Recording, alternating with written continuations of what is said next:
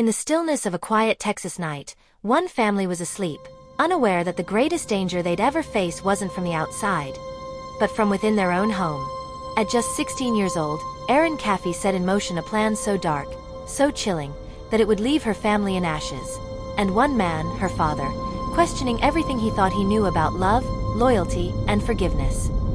On the surface, the Caffey family seemed like any other, a tight-knit, church-going unit living a simple life in the woods of rural Texas.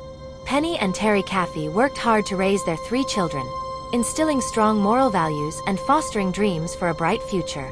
But beneath that veneer of normalcy, something sinister was growing, an evil that no one could see coming. And it all started with a forbidden love. When Erin Caffey met Charlie Wilkinson, she thought she'd found the kind of love that would last forever. He was everything her parents had warned her about, a high school dropout with a rebellious streak and a magnetic charm. Despite her parents' protests, Erin fell hard and fast. Their relationship became the center of her universe, and soon, her family's objections felt like a prison closing in around her. Penny and Terry tried everything they could to break up the relationship. They grounded Erin, restricted her freedoms, and did what any concerned parents would do to protect their daughter from a bad influence. But instead of pushing her away from Charlie, their efforts only fueled Erin's rage. And that's when the dark thoughts began to take shape. The kind of thoughts no one wants to admit exist. The kind that can only end in blood.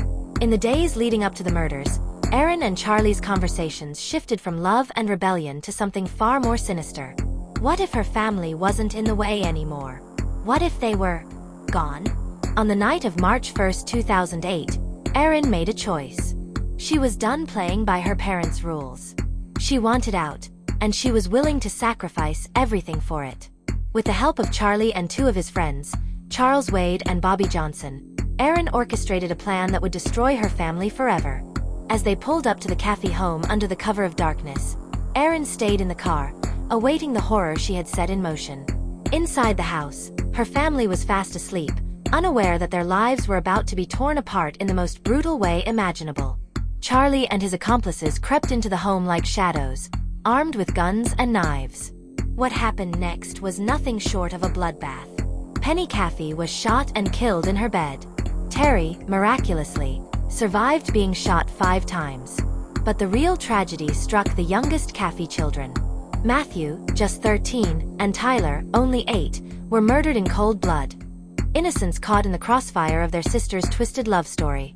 As the house was set ablaze to cover up the crime, the killers fled, leaving the inferno to consume any evidence of their heinous act. But they underestimated one thing: Terry Caffey's will to survive. Despite his horrific injuries, Terry crawled from the wreckage, dragging his bullet-riddled body through the woods until he reached a neighbor's house. He was rushed to the hospital, clinging to life.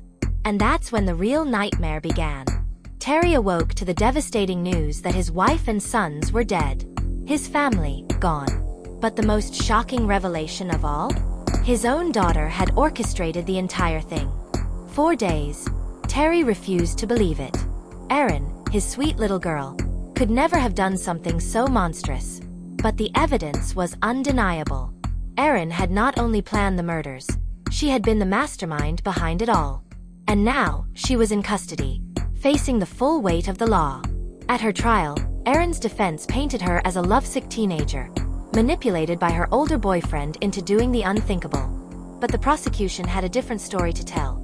A story of a cold and calculating girl who had plotted the destruction of her own family for nothing more than teenage rebellion.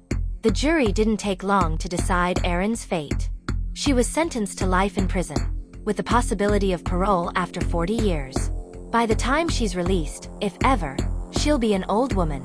The years of her youth wasted behind bars, all for a boy she thought she couldn't live without. But the real tragedy? Erin's story didn't end the night her family died. It continues to this day, in the heart of the one person she didn't manage to kill: her father, Terry. In a twist that few can comprehend, Terry Caffey made a decision that defies logic and understanding. He chose to forgive Erin.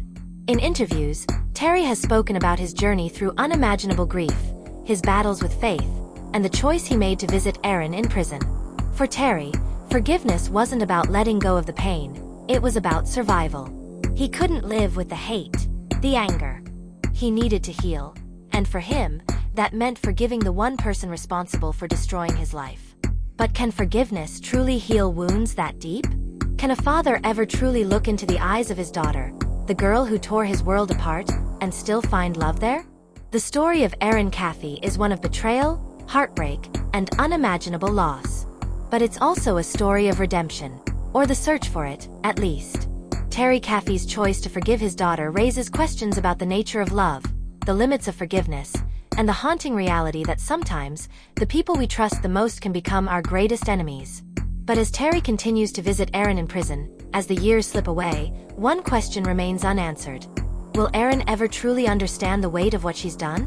What does it take for a father to forgive the daughter who took everything from him? And will she ever be worthy of that forgiveness?